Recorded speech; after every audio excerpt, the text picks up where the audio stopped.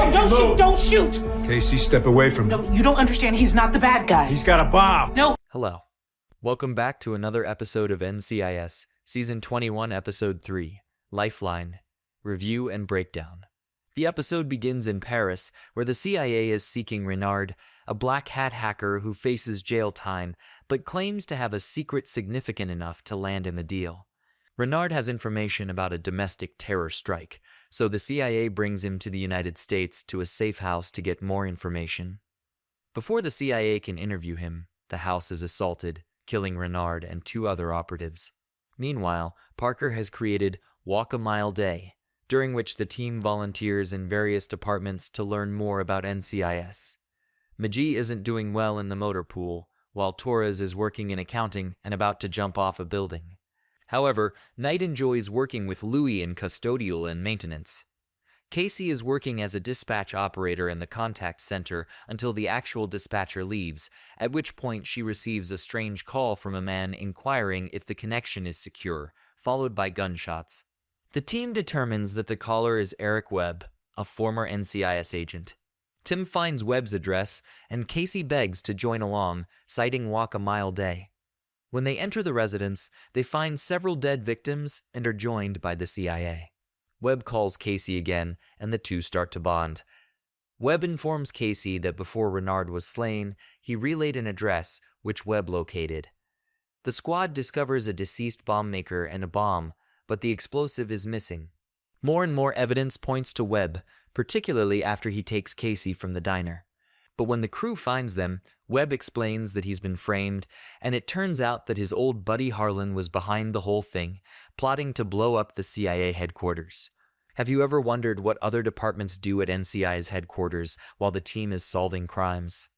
Well, the third episode of Season 21, Lifeline, achieved exactly that. Parker's suggestion allowed the team to gain first-hand experience working in different departments. While Knight worked in maintenance, Torres in accounting, and Magee with the mechanics, Kasie gained experience in dispatch. But when a troubling phone came in begging for assistance, she became alarmed when she thought she had heard a murder. Kasie, determined to see the case through, followed the agents as they tracked down the caller, former NCIS agent Eric Webb, who now works for the CIA. He was found at a safe location, but it turned out that he had planted his wallet on a body to get away. He suspected that someone was after him and that there was a leak within the agency. The team discovered more about Webb from Harlan, a former CIA agent who worked with him on a case in Spain. It involved a bombing, which happened despite their efforts to prevent it. As Kasie worked to gain Webb's trust, the crew discovered that one of the dead at the crime scene had ties to the Chechen mob. He was clearly a hired gun. The evidence would soon lead them to Peter Turso, who manufactured and marketed illicit firearms. However, they discovered that the weapon he had recently sold was a bomb, and following his death, the explosive's components went missing. There was a twist when it appeared that Eric was responsible for the murders and was plotting another attack. Eric did, however, take Kasie to show her that he was not the bomber. A cigarette had been discovered at one of the crime scenes, and he believed he knew who the perpetrator was. Eric was proven true, and the killer was Harlan.